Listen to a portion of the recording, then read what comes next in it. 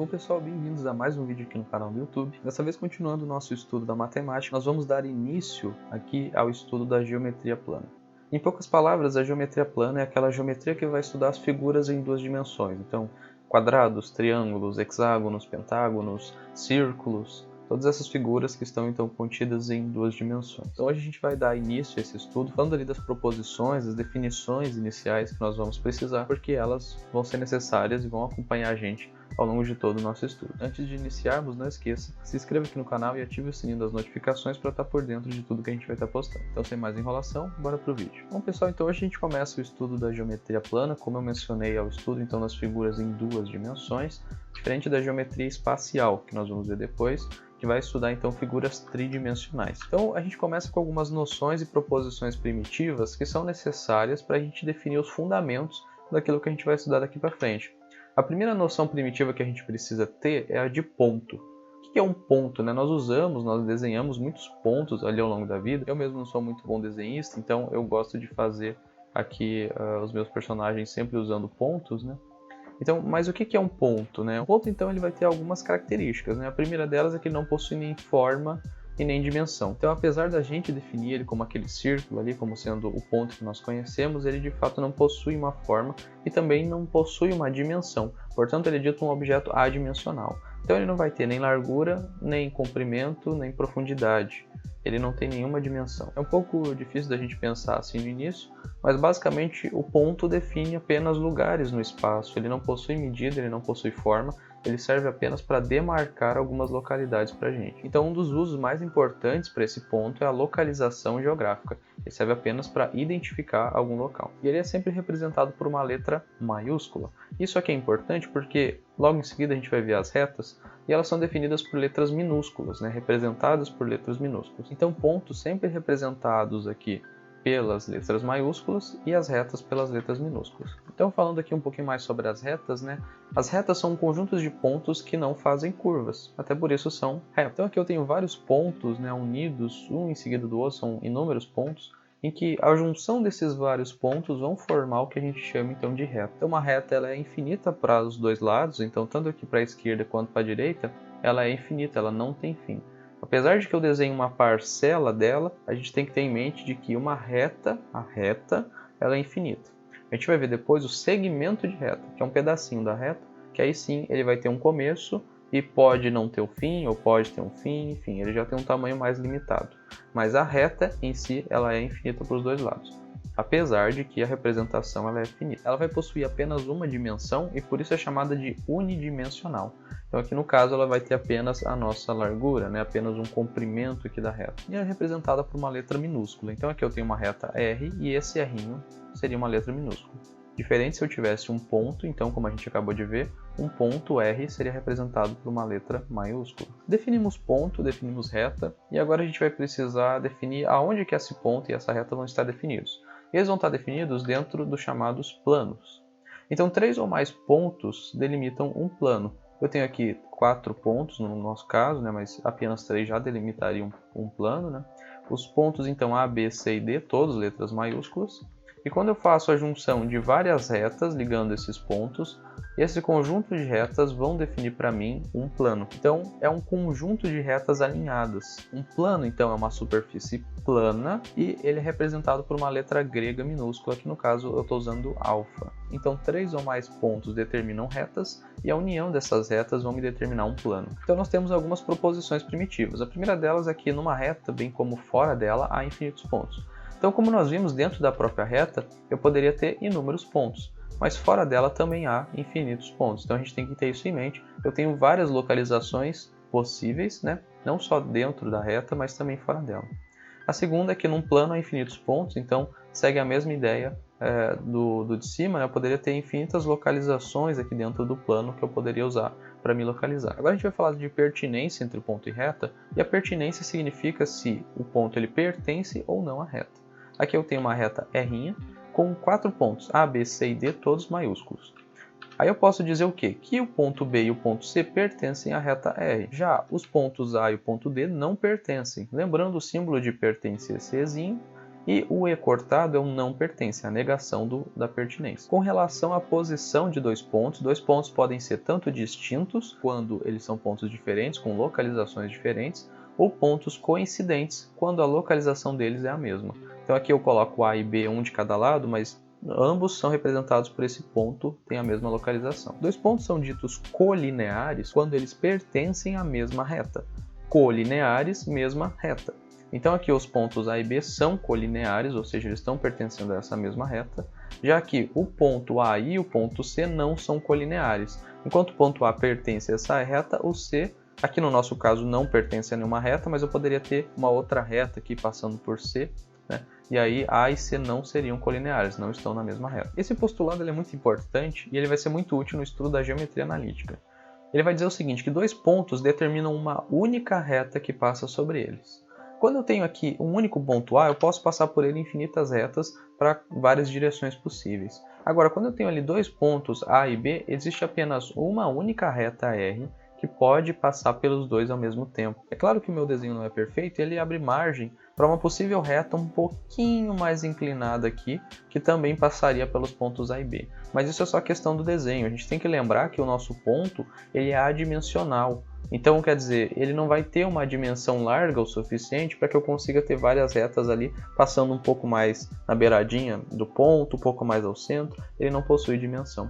Então, uma única reta pode passar por dois pontos. Se eu tenho um único ponto, eu posso traçar infinitas retas, mas entre dois pontos há apenas uma que passa sobre eles. E entre três pontos? Bom, entre três pontos eu já não tenho isso. Eu poderia ter um outro ponto C aqui que não necessariamente passa pela mesma reta. Eu defino então uma reta que passa pelos pontos AB como sendo R é igual a AB e eu tenho essa flechinha ali em cima. E percebe que eu tenho a pontinha ali da flecha tanto para a direita quanto para a esquerda. Isso indica que essa reta B ela é infinita para os dois lados. Temos também o postulado de determinação do plano, que diz que três pontos não colineares, ou seja, que não estão pertencentes à mesma reta, determinam um único plano que passa por eles. Eu tenho aqui os pontos A, B e C, e juntando aqui as retas que unem esses pontos, eu vou determinar um único plano alfa. Com esses três pontos, eu não conseguiria formar nenhum outro plano além desse. A gente pode expressar, então, esse plano, né, que é formado aqui pelos pontos A, B e C, com essa notação, abre parênteses A, B, C, indicando os pontos que formaram esse plano. Existe também o postulado de inclusão, que vai dizer o seguinte, que se uma reta possui dois pontos distintos num plano, então a reta está contida nesse mesmo plano. Então, se eu tenho dois pontos A e B com A diferente de B, e a reta R é igual a uma reta que passa por esses pontos AB, eu sei que A pertence ao plano alfa e sei que o B também pertence ao plano alfa, eu posso afirmar então que a reta R está contida dentro do plano alfa. Então seria o que esse desenho indica. Eu tenho dois pontos aqui distintos que estão dentro do plano alfa e eles definem uma reta R e essa reta R está contida dentro desse plano alfa. Assim como eu tenho dois pontos colineares que estão pertencentes à mesma reta, eu posso ter dois pontos coplanares, ou seja, estão dentro do mesmo plano. Então aqui no meu exemplo, né, eu estou com o meu plano um pouco deitado e você pode perceber ali que o C está mais erguido, ou seja, ele está fora do plano. Assim eu posso dizer que os pontos A e B são coplanares, estão ali no mesmo plano, mas o ponto C não. Então, se eu for comparar, por exemplo, o ponto B e o ponto C, eles não são coplanares, eles não estão pertencentes ao mesmo plano. E o que é uma figura, então, que é o que a gente vai estudar bastante daqui para frente? Uma figura é qualquer conjunto de pontos. Então eu posso ter 3, 4, 5, 8, 20 pontos e a união desses pontos através de retas me forma uma figura. Então eu tenho aqui alguns exemplos, né, com 4 pontos, aqui um outro exemplo com 5 pontos. Um conjunto de pontos determina uma figura. E uma figura plana, então, que é o que a gente vai estar estudando na geometria plana, é uma figura que possui todos os seus pontos no mesmo plano. Então aqui eu tenho um plano alfa e essa figura aqui, ela está dentro desse plano alfa, então portanto é uma figura plana. Já esse triângulo, ele está parte dentro desse plano θ e a outra parte não, então a gente não pode afirmar que é uma figura plana. Quando que isso não acontece? Nas figuras espaciais. Vamos pensar que eu tivesse um plano aqui, plano alfa, e aí eu tivesse aqui uma figura como um triângulo. Se ela for uma figura plana, ela está totalmente dentro desse plano alfa e eu não tenho problema. Agora, se for uma figura espacial, que ela tivesse um comprimento também, como por exemplo uma pirâmide, por exemplo, acontece que essa parte em vermelho, sim, estaria dentro do plano, mas toda essa parte em azul aqui para cima já estaria saindo do plano. Então ela deixa de ser uma figura plana porque ela não tem todos os seus pontos dentro do mesmo plano. A gente pode definir também retas concorrentes, que são aquelas retas que têm um único ponto em comum. Então aqui eu tenho a reta R e a reta S, elas têm um ponto aqui de encontro que é o ponto A.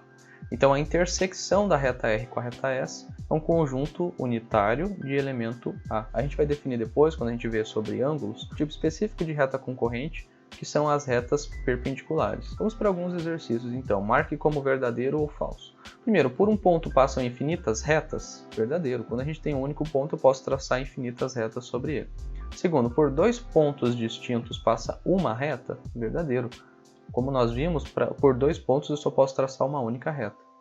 Terceira afirmativa, uma reta contém dois pontos distintos? Verdadeiro. Na verdade, uma reta contém milhares de pontos, né, infinitos pontos, mas se contém infinito, contém dois pontos também, então é verdadeiro. Próximo, dois pontos distintos determinam uma e uma só reta? Verdadeiro. É o que a gente falou, né? Postulado ali de determinação da reta, que quando eu tenho dois pontos, eles vão definir apenas uma reta. Por três pontos dados, passa uma só reta? Aqui já seria falso. Então, como nós comentamos, se eu tenho três pontos aqui, A, B e C, entre A e B só existe uma única reta. Mas se eu tenho três pontos, eu posso ter muitas outras retas, né? Então é falsa essa afirmativa, pode passar mais de uma única reta. Próximo aqui, classifique como verdadeiro ou falso também. Três pontos distintos são sempre colineares? É falso também. Como nós vimos no exemplo anterior, eu posso ter três pontos distintos que não pertencem à mesma reta. Próximo, três pontos distintos são sempre coplanares? Aqui já é verdadeiro. Por quê? Para mim definir um plano, eu sempre precisava de no mínimo três pontos. Então esses pontos vão estar sempre dentro do mesmo plano, porque eu preciso de pelo menos três pontos para definir um plano. Agora, se tivesse falado quatro pontos, aí já não necessariamente. Quatro pontos, todos distintos, determinam duas retas? Falso, a gente até vai fazer um exercício depois sobre isso. Então são dois pontos que determinam uma reta. Mas não quer dizer que se eu tivesse quatro pontos, eu necessariamente teria apenas duas retas. Eu poderia ter várias retas aqui sendo formadas. Próximo, por quatro pontos todos distintos, pode passar uma única reta? Falso. Poder passar até pode, mas não é regra, é um caso específico. Próximo, três pontos pertencentes a um plano são sempre colineares. Falso também, né? Eu poderia ter aqui um plano com três pontos e não necessariamente eles vão pertencer à mesma reta. Eles são sim coplanares, né? Porque eles pertencem a um plano, mas colineares não necessariamente. Esse exercício aqui é bem interessante, né? Usando quatro pontos distintos, sendo três deles colineares, quantas retas podemos construir? Então eu tenho aqui uma reta R que passa pelos pontos A, B e C, então são os três pontos colineares que o exercício mencionou, e através desses quatro pontos eu consigo formar a reta AD, a reta BD, a reta CD, além, é claro, da reta ABC aqui. Então eu posso ao todo formar quatro retas. Então o que aquele exercício mencionou antes, né? Com quatro pontos eu consigo determinar apenas duas retas? Não, né? A gente acabou de ver aqui que eu consegui formar quatro retas. Bom, pessoal, com as proposições primitivas e esses conceitos iniciais, por hoje é isso. No próximo vídeo nós vamos estar falando sobre segmentos de reta. Então quando eu pego aquela reta infinita e corto apenas um pedaço dela. Se esse vídeo foi útil para você e te ajudou, não esqueça, deixa o seu like aqui embaixo, se inscreva no canal e ative o sininho das notificações para estar por dentro de tudo que a gente vai estar postando. Lembrando, todas as segundas tem vídeo aqui no canal do YouTube de Matemática e de Física. Todas as quartas nós temos resolução do Enem. Me siga também nas redes sociais, o @ do Instagram está aqui embaixo. E todas as terças eu estou postando resumo dos conteúdos. Um forte abraço a todos vocês e bons estudos!